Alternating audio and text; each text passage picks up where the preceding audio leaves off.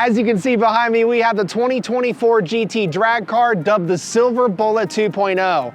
Today we have a complete anchor room light tint kit, all 20% for the 2024 Mustangs. We're going to show you how to install them and change the look of the car.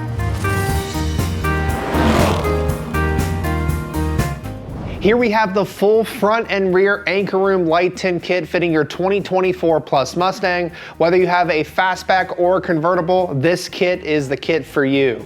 We have a variety of different options from Anchor Room when it comes to light tint, whether it's the 20% kit in front of me or 50%. If you want to buy individual pieces, we sell it all right here at Steeda.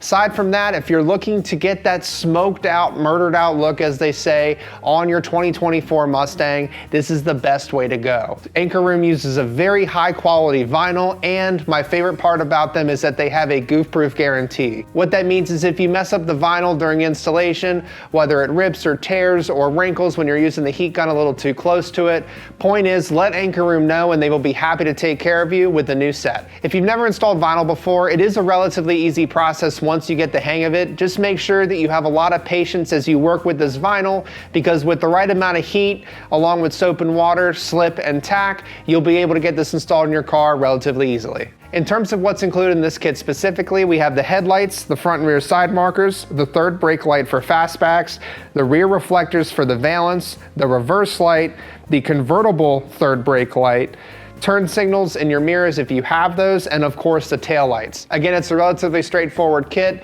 Just make sure you bring a lot of patience when you do install this for the first time on your car. We're going to show you step by step on exactly how to install it on your car. That way you can do it from the comfort of your own home. Here are the tools required for installation. To begin this installation, the process for each lens is relatively simple and the same for each one.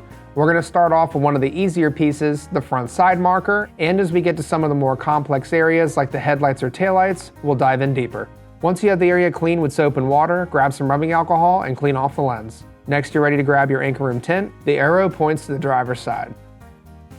There are two main liquids that you use for installation. You have slip and tack. Slip is what you use. It's a couple drops of baby shampoo and the rest distilled water. That way you can slide the vinyl on the surface in order to get it exactly where you want it. And then once you're happy with the location of the vinyl, you can use tack, which is again distilled water, but with rubbing alcohol, just a couple drops, nothing crazy, to get the soap out from underneath the film and adhere it to the surface. First, go ahead and spray the tint, and then spray the surface where you're placing the vinyl. As you can see, the slip's doing its job. You're able to move it easily across the surface. Once you have it centered up perfectly, you grab the tack. The tack will help get the soap out from underneath the vinyl and adhere to the surface. You do want to use a little bit more tack because you're flushing out the back side of that vinyl. Wipe down the excess water from the outside area. That way when you squeegee the film, you can see the water coming out the bottom and know that water's coming out from underneath the film. If you plan to do this more than once, you may want to invest in a felt tip squeegee. The felt tip provides a nice, smooth, soft surface that you can swipe across the top of the vinyl, but you won't scratch it. The non-felt covered side is used to push the vinyl into cracks and crevices. That way it folds over and has a clean finish. Additionally, if you don't have a felt tip squeegee, you can just use a credit card and wrap a microfiber around it. Carefully dab the surface of the vinyl. Next, grab your heat gun. Before you start using it, there is one thing I want to note. Heat gun should be the last thing on your list when you're installing vinyl. You basically only need it to make sure it adheres to different round surfaces like the headlights or taillights. We're using it in this case because these side markers have raised text. You want to make sure that the heat manipulates the vinyl to go around that raised text or part number on the side marker lens itself, so there's no air bubbles or dirt and anything else that gets in underneath there. Heat does shrink the vinyl. There is a very fine point of no return when you're using heat on vinyl, so be very careful that you can always touch the surface, it's not getting too hot, and same goes with the paint as well. Heat can very quickly damage the paint and much quicker damage the vinyl. What I'm using the heat gun for is actually getting the edges of the vinyl to wrap around the side of the reflector. There's enough of a crack in there between the reflector and the bumper itself that the vinyl almost wraps around if you use the heat just right in order to get it done. Anchor Room does oversize their vinyl tint just for this purpose. That way you can wrap around the edges and have a clean finish. You can see I grabbed another squeegee here that had a little bit thinner of a surface. That way I can get it in the crack much easier. Remember, patience is key here. This instance, I accidentally sliced through the vinyl a little bit with my squeegee, but that's totally fine because I didn't hurt the lens. Just peel the excess off so it's not stuck to the silver paint. Add a little bit more heat to make sure those hard edges are adhered to the surface and fold it over.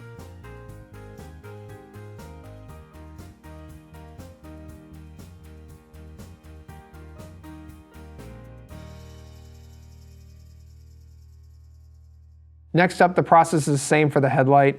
Make sure it's cleaned off with rubbing alcohol, and we'll keep rolling.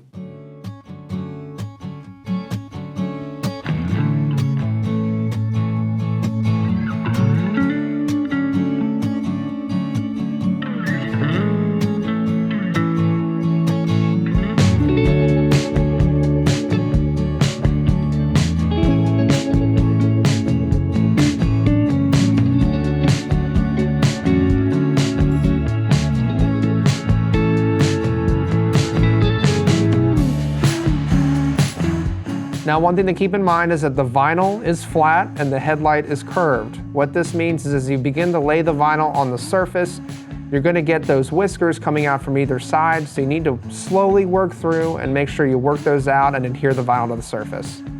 The best way to do this is using heat, but very carefully. In this instance, you can see in the top right-hand corner, I had some issues with getting the vinyl tucked in underneath and behind the bumper cover, so I had to adjust the placement of the vinyl to get in behind that bumper cover. Now, there is some level of manipulation you can do with heat and soap and water here on the vinyl. I didn't have to move the entire tint piece, I just had to pull up that corner, get some additional soapy water in there, lift up the bumper cover, tuck it, and then use tack and heat and a squeegee to work it in.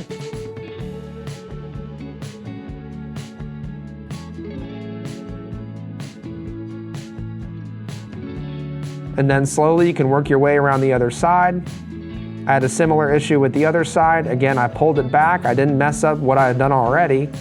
Got some soapy water. But as you can see around those edges there, those whiskers like to creep up from the bottom as you bend that tint around the headlight. Just slowly work each individual whisker out. Don't try to do a bunch at once. A little bit of heat and you'll be able to get them to go away and adhere to the headlight surface.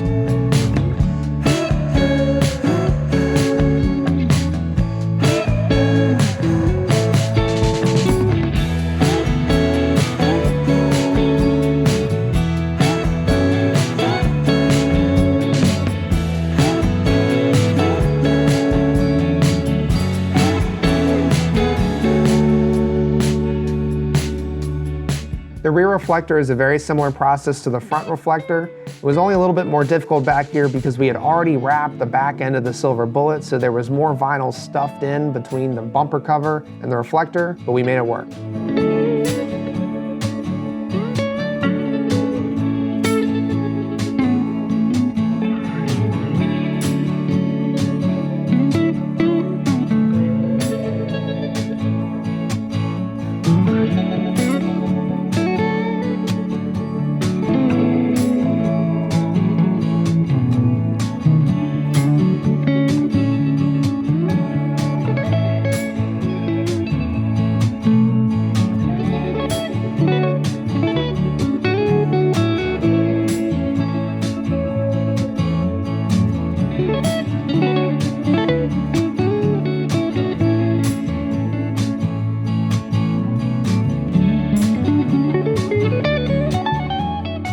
Next up is the rear reflectors and the valance. It's a very simple process. You just kind of lay it in there with the soapy water. One thing to keep in mind for this location is there really isn't anywhere for the water to go except out, which means it kind of constantly poured out of the bottom. So just be careful with how much liquid you used. I obviously used a lot of liquid here, hence the reason why I have so much liquid coming out of the bottom. Carefully wipe the excess away, use a little bit of heat to make sure that tint is adhering to the surface, and you should be good.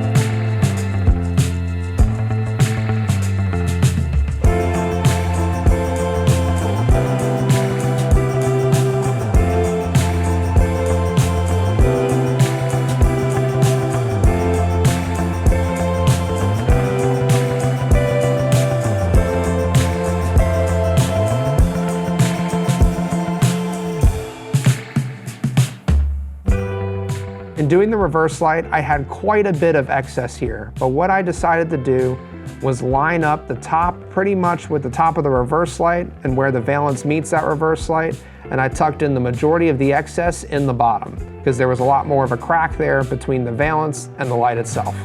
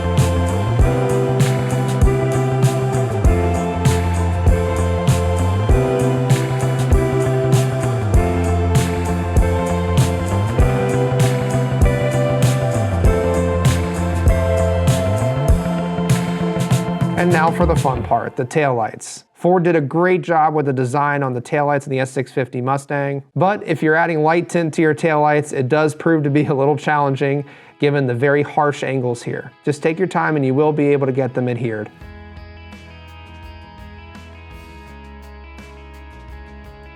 One thing to keep in mind here as you work through the vehicle, make sure every lens is as clean as possible before you put the tint on the surface. The cleaner it is, the less likely you're going to have dirt, grime, or any sediment behind the tint and on top of the lens and creating bubbles and unsightly imperfections.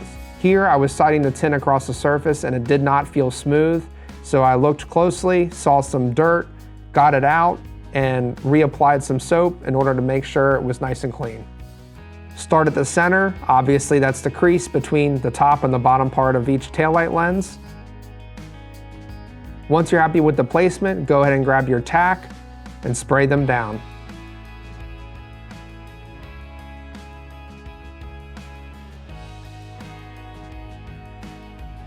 What I did was slide up and slide down on all three taillight lenses, and then from there, work on the harder parts.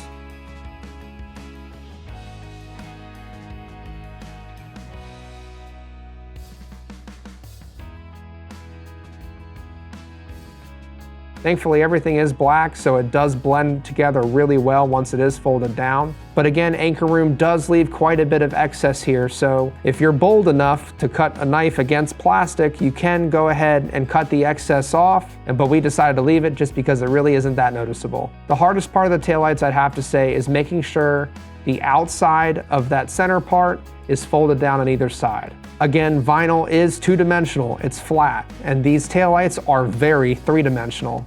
So use a little heat to get some heat in that vinyl, make sure it's malleable, make sure the surface you're trying to adhere it to is dry, and go ahead and stick it down after you can stretch it out, make sure it adheres.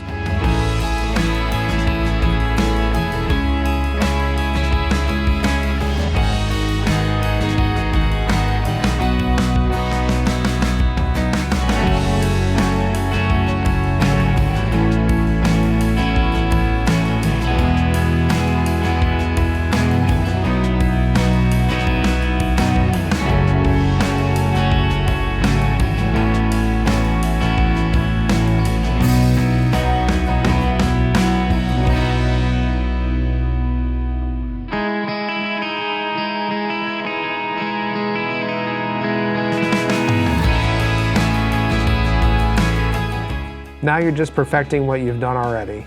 Make sure all the air bubbles are gone, use a little bit of heat to get rid of any excess air bubbles, and you're ready to move on and do the other taillight.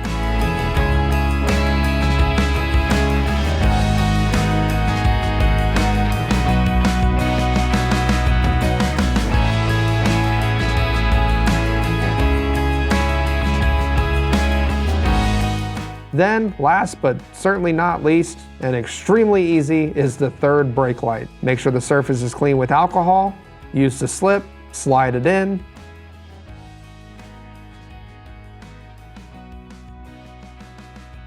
Spray it with the tack, squeegee it out, and dry off the surface.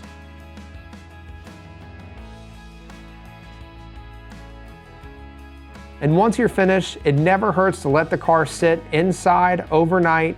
That way everything has a chance to properly adhere to the surface. Even better, if you do it on a morning and you have a nice sunny afternoon, let the car sit out in the sun, let the sun do its job and get any excess bubbles or water underneath the film evaporated out, and from there you should be good to go. If there are any air bubbles underneath the film, most of them should go away within a week or two after installing, depending on your climate and how much sun the car sees. I'd be lying if I didn't tell you that this installation does take quite a bit of patience, but again, if you take your time, follow it step by step, you're good to go, and you will end up with a great product in the end. However, if you do screw up, it's okay. Anchor Room does have that goof-proof guarantee, and if you do mess up any of the vinyl in the process, they'll be able to provide you a replacement piece or an entire kit at a fraction of the cost of what you paid in the first place. All in all, I am really happy with the way this kit looks on the S650 Mustang, especially with that satin blue wrap in the rear. I mean, the dark taillights up against that satin blue look really good, and it would complement any exterior color that's offered on the S650. One thing I will note though is that these S650 headlights and taillights are very bright, just like the S550s. But 20% tint on top of your headlights, just keep that in mind. It does reduce the output quite a bit, so if you do most of your driving during the day, you'll have no problems whatsoever. But if you do drive quite a bit at night, it's definitely something to keep in the back of your head. And if you do want that look but don't want the 20%, Anchor Room does have 50% options that give you the smoked look without taking away too much of your light output. Today we installed the complete front and rear kit on the S650 Mustang, but if you're looking for bits and pieces or want to put together your own kit, we do sell everything individually on Steeda.com. Comment below and let us know what your thoughts are on the way this kit looks on the S650 Mustang. If you want to see any other parts videos, we want to hear that as well. Make sure to hit that like, subscribe, that notification bell, and don't forget the most important thing, speed matters.